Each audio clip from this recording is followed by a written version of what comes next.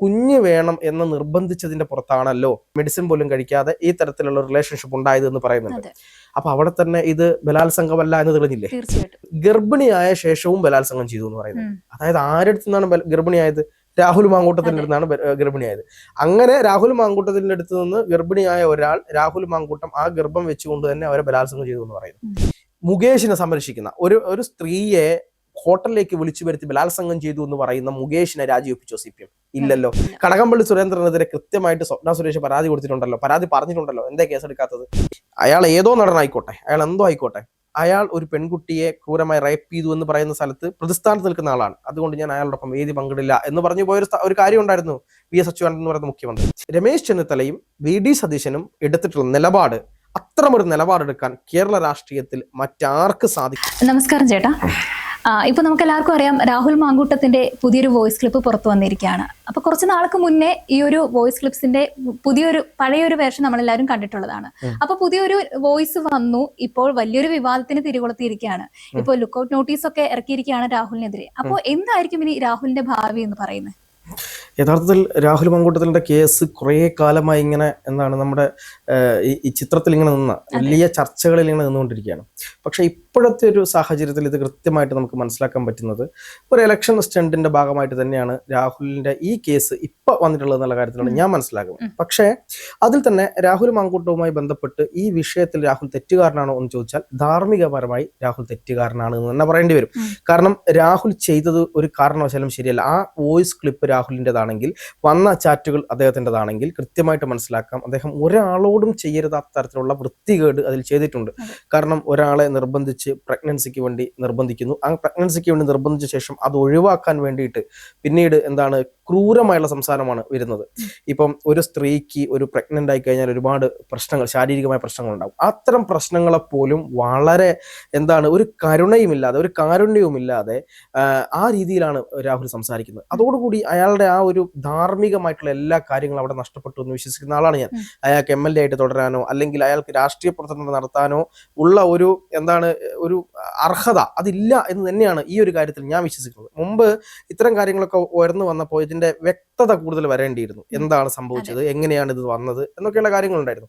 അപ്പോൾ ഈ ഒരു വിഷയം പുറത്തു വന്നതുകൂടി അങ്ങനെ നമുക്ക് കരുതാം. പക്ഷെ ഇതിന്റെ നിയമവശങ്ങൾ മാത്രം നമ്മൾ എടുത്ത് പരിശോധിച്ചാൽ ഇത് ഇപ്പം ചേർത്തിട്ടുള്ള വകുപ്പുകൾ ഏതൊക്കെയാണ് കൃത്യമായിട്ട് പറയുകയാണെങ്കിൽ ബലാത്സംഗ കുറ്റം ചേർത്തിട്ടുണ്ട്. അതുപോലെ തന്നെ 3 തവണ ബലാത്സംഗം ചെയ്തു എന്നാണ് പറയുന്നത്. അതുപോലെ തന്നെ ഈ ഗർഭക്കേസ്, അതായത് ഗർഭചിത്രം നടത്താൻ വേണ്ടിയിട്ട് പ്ലാൻ ചെയ്തു, നടപ്പിലാക്കി, നിർബന്ധിതമായിട്ട് ഗർഭചിത്രം നടത്തി എന്നുള്ള കേസുണ്ട്. അതുപോലെ ഭീഷണിപ്പെടുത്തൽ, നഗ്നചിത്രം പകർത്തൽ തുടങ്ങിയിട്ടുള്ള കേസുകളൊക്കെ രാഹുലിനെതിരെ എടുത്തിട്ടുണ്ട്.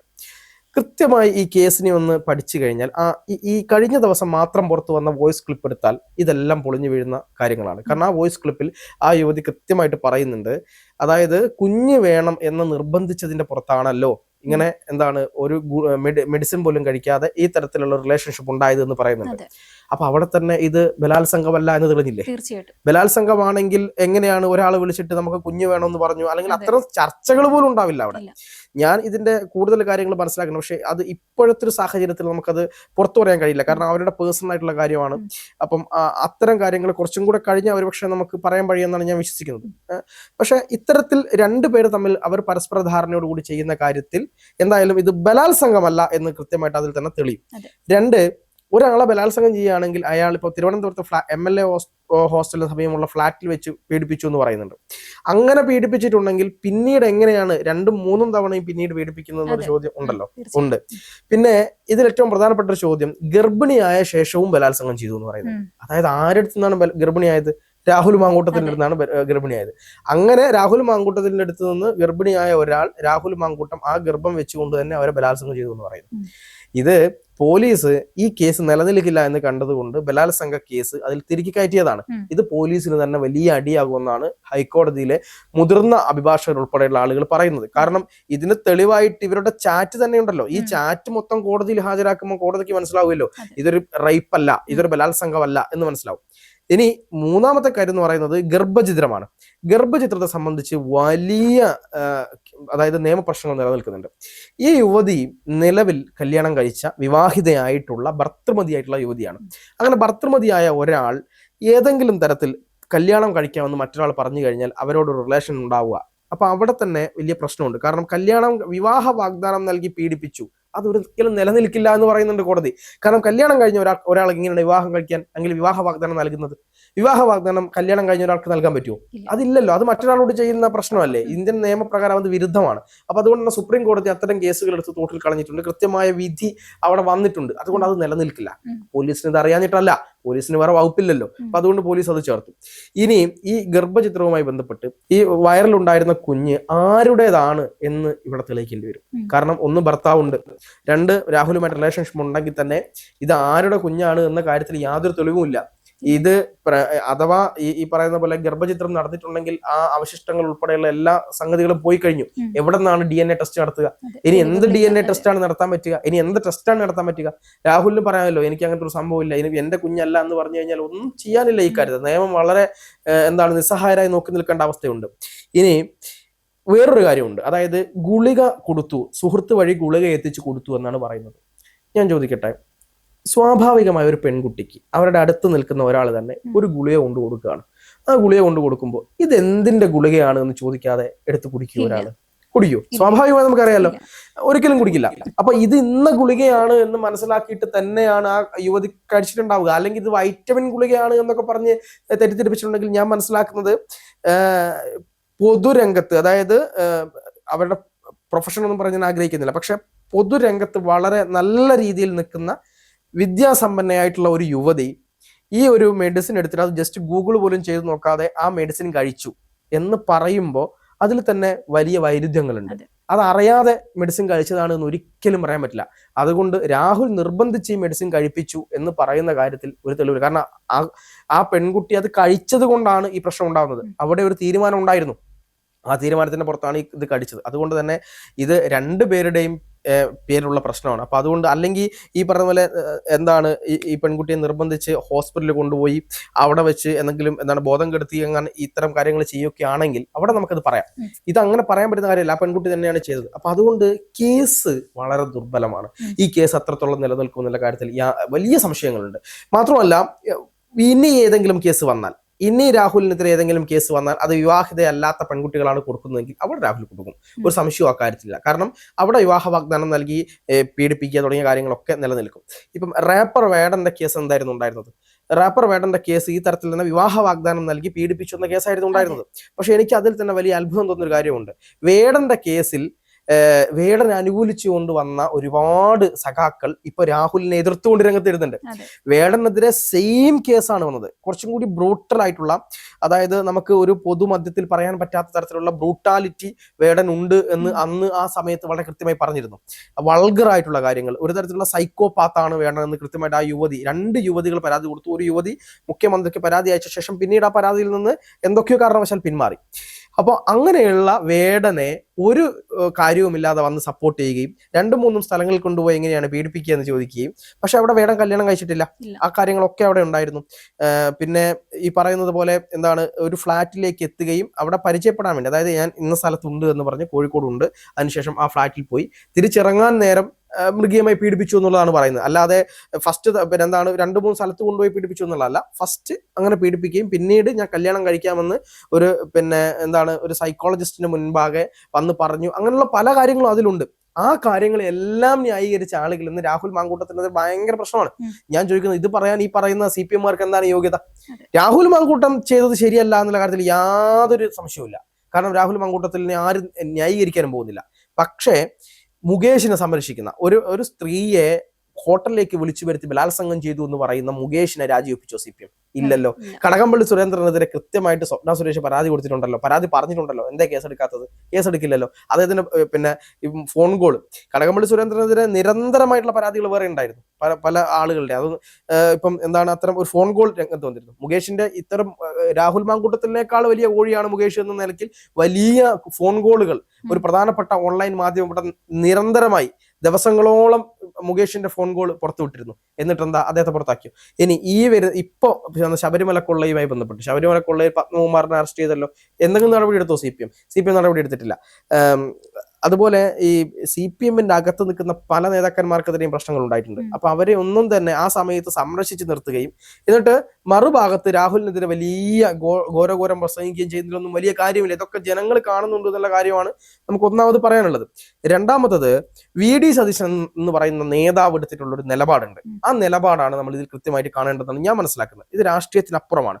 കാരണം VD സതീശൻ കൃത്യമായി ഈ കാര്യങ്ങൾ മനസ്സിലാക്കുകയും VD സതീശന്റെ അടുത്ത് പരാതികൾ എത്തുകയും പരാതി എത്തി ഇതൊരു വിഷയമായ സമയത്ത് കൃത്യമായി രാഹുലിനെ സസ്പെൻഡ് ചെയ്യുകയും പാർട്ടിക്കപ്പുറത്തേക്ക് പാർട്ടിയുടെ പാർലമെന്ററിയിൽ നിന്ന് പോലും പുറത്താക്കുകയും ചെയ്തിട്ടുണ്ട്. അതാണ് അവർക്ക് ചെയ്യാൻ പറ്റുന്ന ഏറ്റവും വലിയ കാര്യം എന്ന് പറയുന്നത്. അപ്പോ അങ്ങനെ ചെയ്ത VD സതീശനെതിരെ വലിയ സൈബർ ആളുകൾ വലിയ പ്രശ്നങ്ങൾ ഉണ്ടാക്കുകയും ഇപ്പോൾ കഴിഞ്ഞ ദിവസം ഒരു പരിപാടിക്ക് സെക്രട്ടേറിയറ്റ് മുമ്പിൽ ഒരു പരിപാടിക്ക് വേണ്ടിയിട്ട് രാഹുൽ മാങ്കൂട്ടം അവിടെ ഉണ്ടെങ്കിൽ ഞാൻ പങ്കെടുക്കില്ല എന്ന് തന്നെ പറഞ്ഞു VD സതീശൻ. അത് ആർജവമാണ്, അത് നിലപാടാണ്. ഇങ്ങനെ ഒരു നിലപാടെടുക്കാൻ CPM-ന്റെ നേതാക്കന്മാർക്ക് കഴിയോ? മുകേഷ് വന്ന് എല്ലാ പരിപാടിക്കും മുഖ്യമന്ത്രി പോകാറുണ്ട്, പിണറായി പോകാറുണ്ട്. പിണറായി പറയും മുകേഷ് അവിടെ നിന്ന് ഇറങ്ങിപ്പോയാലേ ഞാൻ പോവുള്ളൂ എന്ന് പറയാനുള്ള ധൈര്യം പിണറായിക്കുണ്ടോ? ഇല്ല.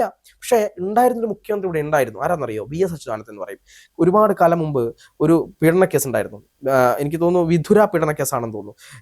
വിധുര പീഡന കേസിൽ മലയാളത്തിലൊരു പ്രമുഖ നടൻ, ഇന്ന് അദ്ദേഹം ആക്സിഡന്റ് പറ്റി വിശ്രമത്തിലായതുകൊണ്ട് മാത്രം ഞാൻ അദ്ദേഹത്തിന്റെ പേര് പറയുന്നില്ല, എല്ലാവർക്കും അറിയാവുന്ന കാര്യമാണ്. അദ്ദേഹം വളരെ പ്രഗത്ഭനായ നടനാണ് മലയാള സിനിമയ്ക്കകത്ത്.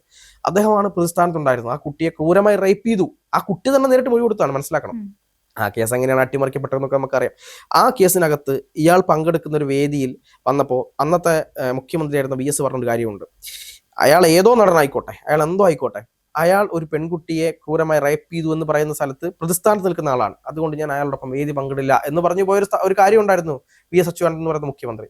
ഇന്ന് ആ സ്ഥാനത്ത് പിണറായി വിജയൻ എന്ന് പറയുന്ന മുഖ്യമന്ത്രി വരുമ്പോൾ ഈ പറയുന്ന പാർട്ടിയിലെ ആളുകളെല്ലാം, കടകംപള്ളി ഉൾപ്പെടെ, ഈ പറയുന്ന മുകേഷ് ഉൾപ്പെടെ, പിന്നെയും ഉണ്ട് കുറെ. ശശീന്ദ്രനെതിരെ വന്നല്ലോ ആരോപണം. ശശീന്ദ്രൻ മിനിസ്റ്റർ ആയിരുന്നല്ലോ, അദ്ദേഹം MLA സ്ഥാനം രാജിവെച്ചോ? അദ്ദേഹത്തെ വീണ്ടും തിരിച്ചു കൊണ്ടുവന്നില്ലേ മന്ത്രിയാക്കിയിട്ട്? പിന്നെ ജോസ് തൊറ്റയിൽ എന്ന് പറയുന്ന ആൾക്കെതിരെ വലിയ പ്രശ്നം ഉണ്ടായിരുന്നല്ലോ. പിന്നെ അതുപോലെ തന്നെ ഈ പാർട്ടിക്കകത്ത് പല കേസുകൾ, ഇപ്പം മുമ്പോട്ട് നമ്മൾ പുറകോട്ട് നമ്മൾ സഞ്ചരിക്കുകയാണെങ്കിൽ കവിയൂർ കേസ് മുതൽ അങ്ങ് നമ്മുടെ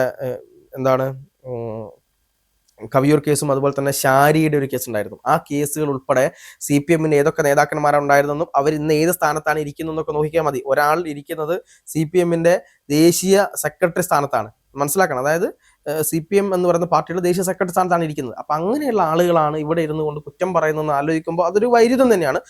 പക്ഷേ ഇതൊക്കെ തന്നെ പറഞ്ഞു കഴിഞ്ഞാലും രാഹുൽ മാങ്കൂട്ടം ചെയ്തുകൊണ്ടിരിക്കുന്നത് അയാൾ ഒരു സൈക്കോപാത്തിനെ പോലെയാണ് പെരുമാറുന്നത്. കാരണം കൃത്യമായി പെൺകുട്ടികളോട് സംസാരിക്കുക, പെൺകുട്ടികളോട് ഒരു ഏതെങ്കിലും ഒരു വിഷയത്തിൽ പെൺകുട്ടികളെ ബോധ്യപ്പെടുത്തുക, എന്നിട്ട് അവരോട് സംസാരിച്ച് പിന്നീട് നിസ്സാരമായി കൈയൊഴിയുക, അല്ലെങ്കിൽ ഒരു ക്രൂരമായിട്ടുള്ള സംസാരങ്ങൾ ഉണ്ടാവുക. ഇതൊരു ജനപ്രതിനിധിക്ക് ചേർന്ന കാര്യമല്ല.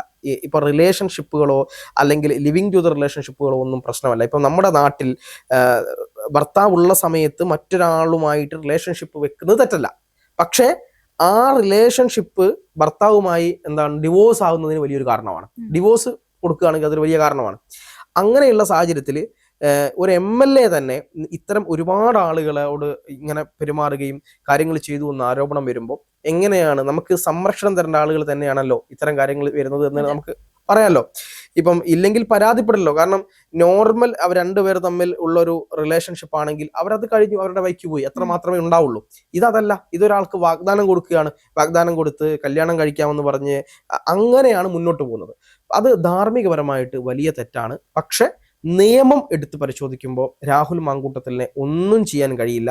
ആദ്യഘട്ടത്തിൽ ഹൈക്കോടതി ചിലപ്പം വിമർശനങ്ങൾ ഉന്നയിച്ചേക്കാം, ചിലപ്പം മുൻകൂർ ജാമ്യം നിഷേധിച്ചേക്കാം, ചിലപ്പം കൊടുത്തേക്കാം, ഒക്കെയാണ്. പക്ഷെ കേസിന്റെ മെറിറ്റിലേക്ക് കടക്കുമ്പോൾ ആളുകൾക്കൊരു പ്രശ്നമുണ്ട്. ഇപ്പം ഹൈക്കോടതി എന്തെങ്കിലും ആദ്യത്തെ ജാമ്യാപേക്ഷ പരിഗണിക്കുമ്പോൾ എന്തെങ്കിലും കോടതി പറയുന്നുണ്ടെങ്കിൽ അതെടുത്ത് പൊക്കി പിടിക്കും. പക്ഷെ അതൊന്നുമല്ല, കേസിന്റെ മെറിറ്റാണ് ഏറ്റവും വലിയ കാര്യം. മെറിറ്റ് പരിശോധിച്ച്, അതിപ്പം വിചാരണ കോടതിയാണ് പരിശോധിക്കേണ്ടത്.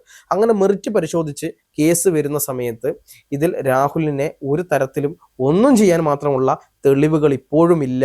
ഇപ്പൊ രാഹുലിനെതിരെ എടുത്തിട്ടുള്ള കേസുകളെല്ലാം തന്നെ ചീറ്റിപ്പോകുന്നുള്ളതാണ് നിയമവൃത്തങ്ങൾ പറയുന്നത്. മാത്രവുമല്ല, ഈ വേറെ ഏതെങ്കിലും തരത്തിലുള്ള കേസുകൾ വീണ്ടും കേസുകൾ വരില്ല എന്ന് നമുക്കൊരു ഉറപ്പില്ല ഈ ഒരു സാഹചര്യത്തിൽ. അപ്പൊ അങ്ങനെ ഏതെങ്കിലുമൊക്കെ കേസുകൾ വന്നാൽ അതിൽ രാഹുൽ പെടും എന്നുള്ള കാര്യത്തിലും സംശയമൊന്നുമില്ല. എന്തായാലും ഇപ്പം നടക്കുന്നത് രാഷ്ട്രീയ കളിയുമാണ്. പക്ഷേ രാഹുൽ ചെയ്യാത്ത കാര്യം ചെയ്തിട്ടുമുണ്ട്. പക്ഷെ ഇതിൻ്റെ ഒക്കെ നടുക്കുന്ന് നമുക്ക് നോക്കുമ്പോൾ രമേശ് ചെന്നിത്തലയും VD സതീശനും എടുത്തിട്ടുള്ള നിലപാട്, അത്തരമൊരു നിലപാടെടുക്കാൻ കേരള രാഷ്ട്രീയത്തിൽ മറ്റാർക്ക് സാധിക്കും, മറ്റേത് രാഷ്ട്രീയ പാർട്ടിക്കാർക്ക് സാധിക്കും എന്നുള്ളതും കൂടെ നമ്മൾ ചർച്ച ചെയ്യേണ്ടതാണ്.